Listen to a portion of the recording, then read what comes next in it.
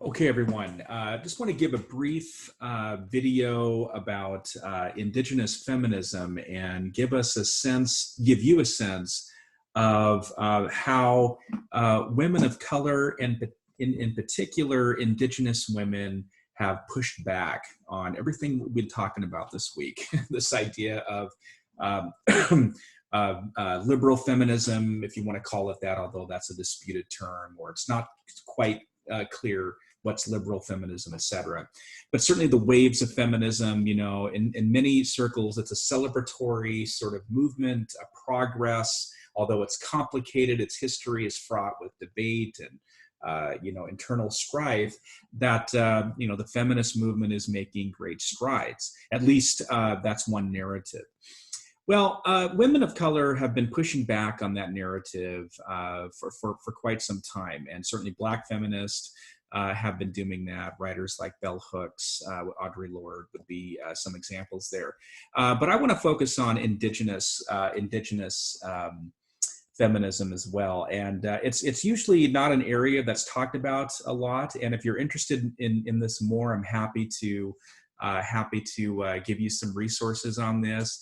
It's not widely published, but there are a few books that will give us more of a philosophical, sociological critique, and I try to incorporate that in this class just so people get a sense of how Indigenous feminism has been emerging as a really important critical force. And you don't have to go far to see it sort of happening. An environmental movement, Indigenous thinkers like Winona LaDuke would be a good example here. Also Standing Rock, if you follow the Standing Rock water protectors in 2016, 2017, largely led by women in many ways. And the youth, by the way, and Native youth. And these are really important movements, but really reflective of centuries and histories of women in Indigenous communities that have clearly played dominant roles in their communities and societies. So what I want to do is just first of all, just give a little bit of background, what's happening with Indigenous philosophy or ideas or senses of justice, and then just quickly go into some of the key components of Indigenous feminism. So if you're not familiar with this idea of Indigenous, let me just quickly give some background here. So Indigenous peoples across the globe present a unique conception of justice due to things like struggles for land, language revitalization, sovereignty, self-determination, the autonomy to educate your children, water rights, land rights. I mean, there are all sorts of things that are going on with Indigenous peoples globally, and so when we talk about justice with Indigenous peoples, it's less about things like structural inclusion into dominant society or culture. Although certainly the aims could exist for that, but it primarily involves this struggle. And this is where the Indigenous feminist voice has really taken hold: the struggle to remain Indigenous. And so one of the main categories or areas that we talk about within Indigenous studies is this idea of colonization. And it's not just colonization of the past. I won't go into a detailed analysis of that, but the term that I want to use for our purposes here is simply thinking about it as settler colonialism. Indigenous peoples who are still caught up in structures of violence, structures of domination, because of ongoing settler colonial institutions, discourses, whether it's media and the way that Native peoples are erased, ignored, or stereotyped or essentialized. It's a number of things that go on within a settler colonial society. Again, if you're interested in any of that, I'm happy to supply information about that. But I really want to get to this notion, of remaining Indigenous within the midst of struggling against or challenging or interrogating. Another way of saying it would be calling it into question the ongoing settler colonial violence that's committed against Indigenous peoples. And I want to speak primarily about Indigenous peoples here in the States, and globally, Indigenous peoples are everywhere. And there's a shared history of this colonizing experience. But here in the United States, you know, there are some very distinct sorts of ways of thinking about indigeneity. And so one of the main concepts would be something like the concept of sovereignty. What does it mean to be a sovereign nation? What does it mean to be a sovereign community? And sovereignty has a lot of political meaning to it. It's not just personal sovereignty of oneself, but it's thinking about the group, the tribe, the community, the nation, and how there's a struggle to remain sovereign peoples of indigenous lands. Well, this is where indigenous feminism really begins. It begins with this notion that gender and patriarchy, or misogyny, or all the concepts and constructs that the waves of feminism have been contesting and trying to liberate from, these are not the constructs and concepts that indigenous women think about or have been thinking about. And so it's not just a different way of thinking about feminism. What indigenous feminist scholars have pointed out, much like Black scholars or Latinx scholars have pointed out, is it's not just this difference of feminism, but that we are challenging the very feminist movement itself that has been complicit in our oppression as women of color, in this case, as indigenous women. And other groups have brought up things like the intersectionality of race, class, gender, etc. Where indigenous women contribute to this conversation is thinking about the construct of indigeneity and getting us to think that, as one scholar puts it, it's not gender that is at the forefront of our analysis. What it is, it's about our group. It's about our indigenous community. That takes priority. That is what is urgent for us as indigenous women.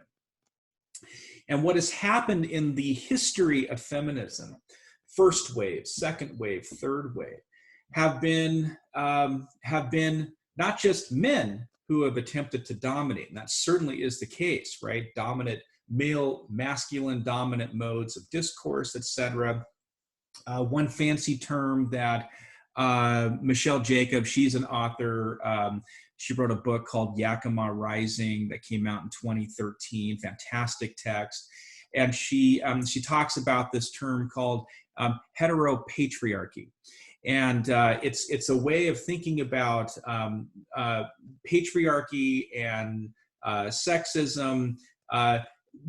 That's a concept that goes alongside this idea of settler colonialism, or diminishing or controlling the group, the indigenous group, by introducing new ways of thinking about gender and destroying or erasing more traditional indigenous ways of thinking about it.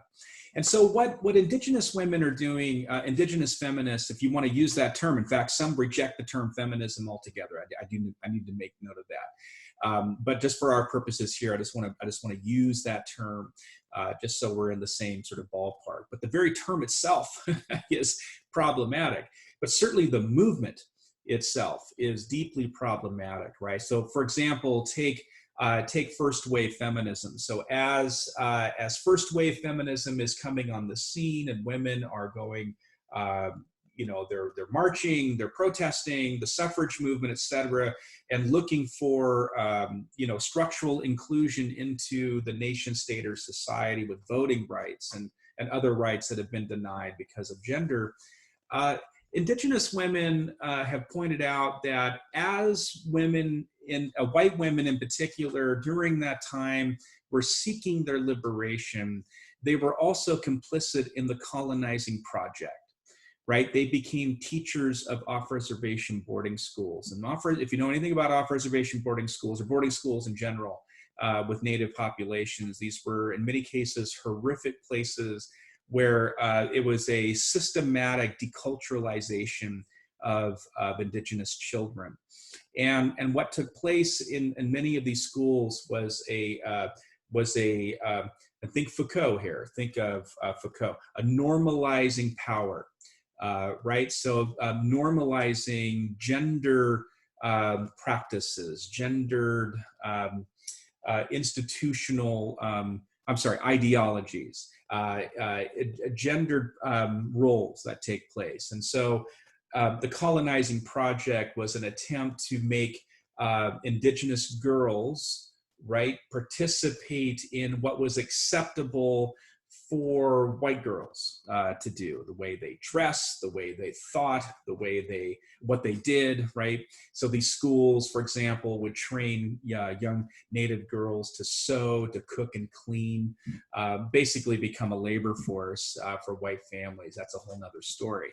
But the idea here is that as white women are seeking their liberation, right, getting the right to vote and more autonomy over their lives, they're doing it at the expense of the continued oppression of Indigenous peoples. And so when Indigenous women critique the way the waves of feminism, so quote unquote, progressed, right, to open up pathways for more gender autonomy. Native women, Indigenous women have pointed out it's been at our expense as Native peoples that white women's liberation in many ways depends on the ongoing settler colonial project. And so this is a critique, and there's so much more to say, but that's just one example. And each wave has its example. For example, one philosopher, Sandy Grandy, I'm going to quote from her in a bit. She is Quechua in identity, and rejects and challenges this, what she calls white stream feminism. And she'll call into question Butler's distinction of gender and sex, right? The preoccupation of making these very clear, delineated notions. But what that's doing, in effect, is erasing or smoothing over the way that Indigenous peoples understand gender, understand relationships and gender roles in traditional societies. So what I want to do is just for a couple of minutes, I just wanted to introduce you to this idea. And I want you to get a sense of how Native women sort of understand the project of Indigenous, we'll call it Indigenous feminism. And I'm quoting here from a book called Red Pedagogy, by Sandy Grandy, and it's had a couple of editions. And if you're interested in this, I'm happy to give you more information. But let me just I'm going to read a quote from a Native woman, Paula Gunn Allen, who writes this about the Indigenous project with Native women. She writes, "American Indian women struggle on every front for the survival of our children, our people, our self-respect, our value systems, our way of life. We survived war and conquest. We survived colonization, acculturation, assimilation. We survived beating, rape, starvation, mutilization, sterilization, abandonment, neglect, the death of our children, our loved ones, destruction of our land, homes, our past, and our future."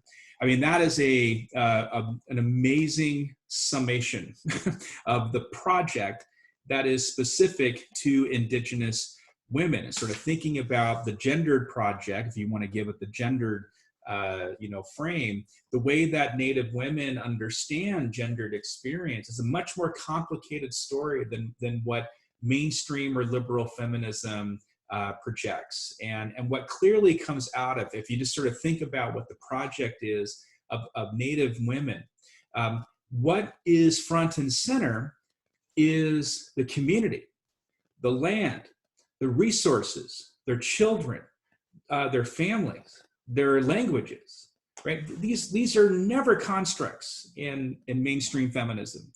In mainstream feminism or liberal feminism, the construct is challenging patriarchy.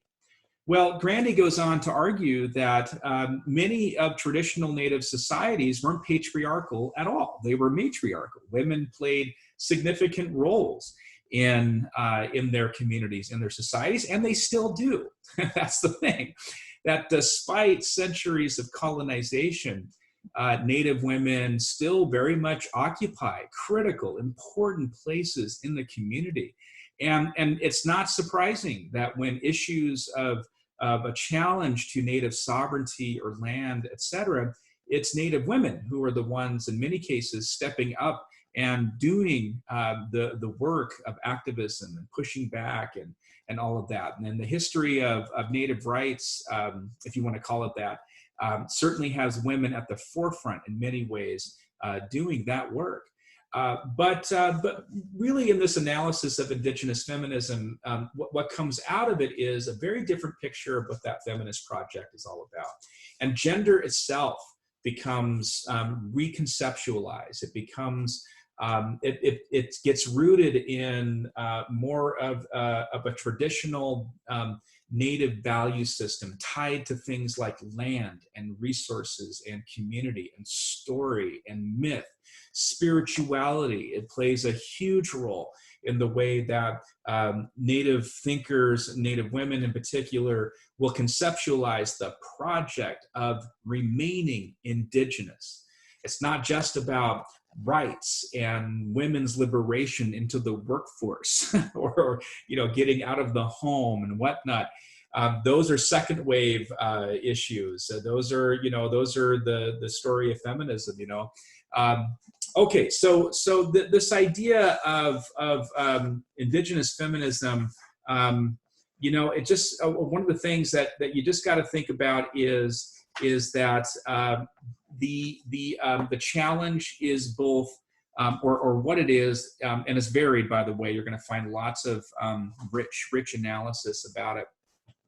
It's thinking about challenging the way that mainstream feminism has been part of the colonizing process, and two, it's thinking about concepts that are related to the tribal community, to the Native community, to the nation, to the tribal nation that ultimately matter.